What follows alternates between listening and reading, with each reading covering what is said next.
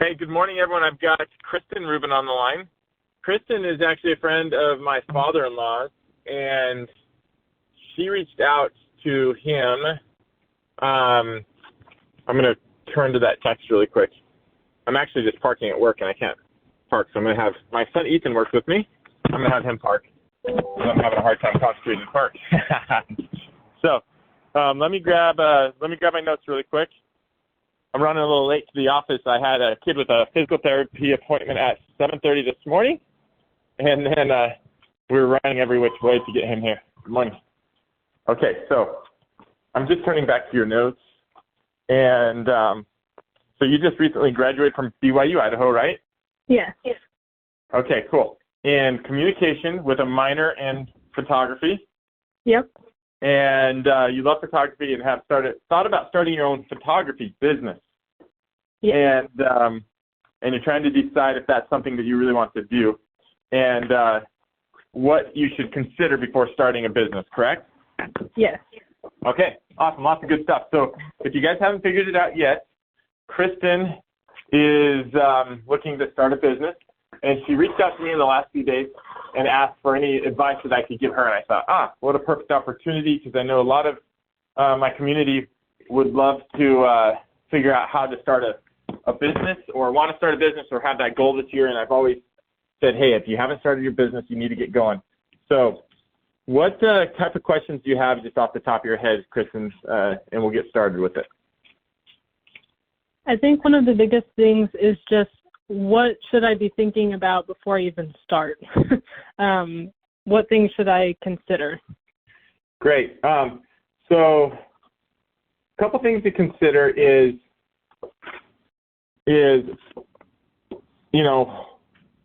what you're trying to accomplish. And so I don't always believe in people saying, hey, do what you're passionate about, because if what I'm doing is just currently paying the bills and making life turn and I'm happy doing it, I can become passionate about that. So one thing I just don't believe in is people telling you just do what you're passionate about. So because you can become passionate about anything, at any given moment, right? Mm-hmm.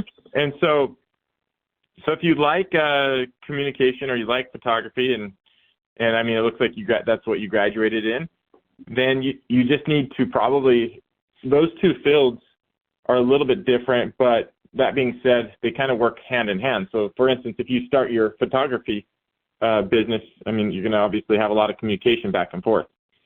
So I would just basically get rolling and make a step today, like moving forward with starting your business. Are you for sure wanting to start a business rather than get a job and work for someone right now? I'm still kind of in that deciding phase. Oh, are you? Okay. Mm-hmm. So that being said, there's nothing wrong with searching for a job and getting a job while you are working on your business back burner, okay? Okay. For instance, my day job is currently, I like to call my day job, is helping investors buy discounted inventory through cash at the wholesale and auction market. Mm-hmm. And these investors buy these houses at a discount, fix them up, and flip them, right? That's my day job, is helping investors do that. Meanwhile, I've got all these other businesses running around me that I put effort towards as much as I can throughout the day.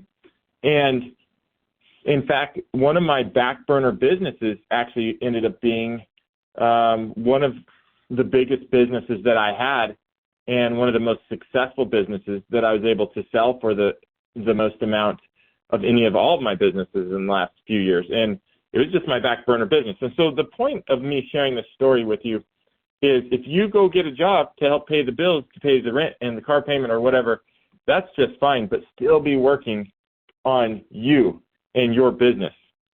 Because you never know, maybe that job's not going to make you happy, and you want to change up after a few years, and you have something to land back on. Okay. So you always want to have that backup plan, something to land back on. So when people have a backup plan, I don't want it to take away from your primary goal. But your goal should be passionate about, like if you get a job, be passionate about it, next to obsessed about it, and be super successful in it. Because those skills are going to only help you if you jump out and become an entrepreneur to start a business, right? Right. So my dad only knew how to do one thing, and that was the pig farm. He grew up on a pig farm. He grew up with a pig farmer dad, and he only knew how to pig farm. Well, in the late 80s, early 90s, ask your dad, he'll know this. That was the last economical crunch in the last 80s, early 90s that really hurt a lot of people. So he only knew how to pig farm, and the only other thing he knew how to do was smoke meat, cook meat, and make freaking awesome barbecue, right? And so guess what he did? He took the family pig farms were next to crashing, and the economical crash was killing the pork commodities. And his dad came to him and said, I'll give you $60,000 and you can just go and start your own business and go do something, or else you can ride this next to dead horse out into the desert on the pig farms. What do you want to do? And he said, I'll take the $60,000. And guess what he did? He came with $60,000 from Snowflake, Arizona to Mesa, Arizona, and he opened up a little barbecue restaurant called Waldo's Barbecue on Greenfield, Maine. And it's still around. So while our family doesn't own it anymore, sold it about 15 years ago, it's still functioning, and it provided a really, really good living for my dad and me and the family. So that's because he had a backup plan or a backup job that he was working on while he had a job, right? So you always want to be perfecting that skill. So if you go get a job and you like photography, then you need to immediately start your photography business, and you need to be doing that on the side on weekends and everything else. So something to know also about my father-in-law, who you know, he worked at Boeing for 40 plus years. It's a super corporate job, super conservative, but he also had 3 girls that danced full time. And if any of you in the community have a girl that dances, you know that it could cost upwards of $1,000 per month for one of your girls to dance through all the costumes, competitions, classes. And so if that were the case for Mike, that's extra $3,000 per month that he doesn't have, right? And so what did Mike do? Mike learned how to work sound systems and speaker systems while he was at BYU. And so he became a DJ. He started his own business becoming a DJ. And through making money as being a DJ, that's how he paid for his girls to dance. So hopefully I'm just kind of giving you a little bit of ideas on that. Anything like kind of going through your head or any questions that you have? Yeah, so with that and getting started, like what are some things that would be first steps for starting a business? You need to start an LLC immediately. Okay. So don't overthink it. Just start an LLC. It's going to cost you anywhere from $500 to $1,000. You can figure it out on your own through the state to register and start an LLC. And through starting an LLC, you will get something that's called a tax ID or an EIN. So you need to come up with a name. Don't worry about it. It does not have to be a life-changing name. Half of my LLCs I've started, I've absolutely hated the name, and then I've grown to love it, just because. And then if you don't like the name that you got for your photography business, it doesn't matter, because then you can just file a DBA, which is called Doing Business As. And so you just need to go start Kristen Photographer LLC and get that registered, get your tax ID, get your EIN, and then what happens is, if you don't like the name Kristen Photography Business and you change the name to Red Mountain Photography, you can do a Doing Business As, and then you're good to go. And you can function Red Mountain Photography under Kristen Photography LLC because you have a Doing Business As. And then once you have that EIN or tax ID, you can go open up a bank account. And now that you have your bank account, you go take photos of the wedding next weekend and charge $500.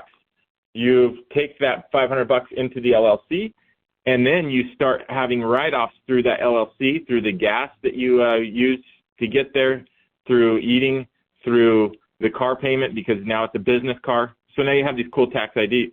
And meanwhile, if you have another job, that's great. you have that income coming in, but now you have your side business and you're running it through an LLC and you're all official. So does that help you out a little bit? Yes, it does. Cool. It's good to have that job alongside starting up the business and then doing all those steps. Yeah.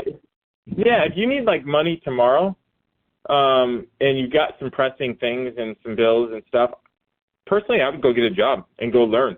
Maybe there's someone in photography, if that's where you're leaning towards, that is awesome. I'd reach out to like the top 10 photographers in the valley of whatever type of photography you like. I mean, they're easy to find these days on Instagram. Mm-hmm. And tell them, look, I've got a minor, in photography at BYU, and they're going to love that. And go learn from them, see what they're doing. Now, you got to be careful if you're working in a photography and you have a job and you also start a side job. So you have to be sensitive and set those boundaries with whoever you're working with to see if they're cool with that, right? Right. So you just got to be sensitive there. But, yeah, I hope this is helping a little bit. What other questions or things are going through your head? So with starting a business, what is a good way to get found, like get your name out there? Great idea. Business. So, great idea. So I don't know if you know this, but I own Caldwell County Barbecue, right? Mm-hmm.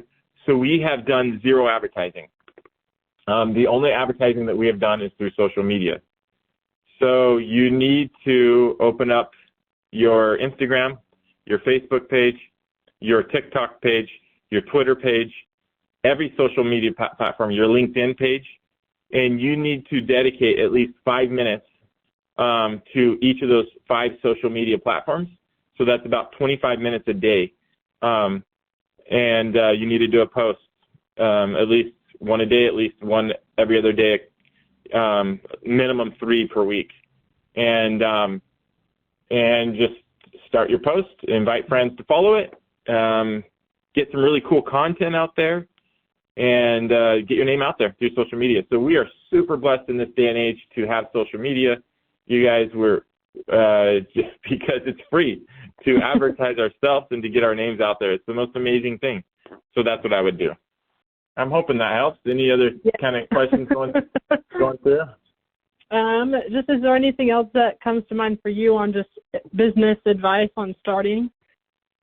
Yeah, consistency is the key. If you're starting your business, you really just need to, you're going to have your downs, up, it can be a roller coaster ride. I don't know how to explain it. I can't put it in words. You're going to have really, really good days and you're going to have really, really bad days. And if you stick to it, you're going to be successful. If you're consistent at what you're doing, you're going to be successful. If you're going to, my favorite thing is waking up and showing up every day, you're going to do it. It's going to happen. That's just one of my favorite things. So ordinary businesses become extraordinary over time. So people think that they have to have this extraordinary idea. And that is just, the next thing next to sliced bread, and everyone's going to take it, and it's going to blow up and be successful. I'm going to make millions of dollars next week, next month, this year. No, it's not how it works. Start an ordinary business. And for an extraordinary time that you have been working that business, it becomes great. And that's the key for sure. Hope that helps. Yes, I love that. So that's cool. My time's about up, but where to find me. Feel free to call my cell phone or text me anytime with any questions. And I would love to see you be successful and do awesome things within your business. There's just so many resources out there, but honestly, reach out to me anytime. I'd love to help you out. If you have any other questions about what we talked about today, reach out or anything. So I'd love to see you be successful at whatever you're starting, Kristen. So please, like I said, reach out and let me know if you have any other questions or how I can help. Thank you. I appreciate it. Cool. Thank you so much, guys. It's a beautiful Friday. I want you guys to have a wonderful weekend. I appreciate you all. You guys are all awesome. And let's talk again soon, Kristen. Thank you so much. Sounds good. Okay, we'll see ya.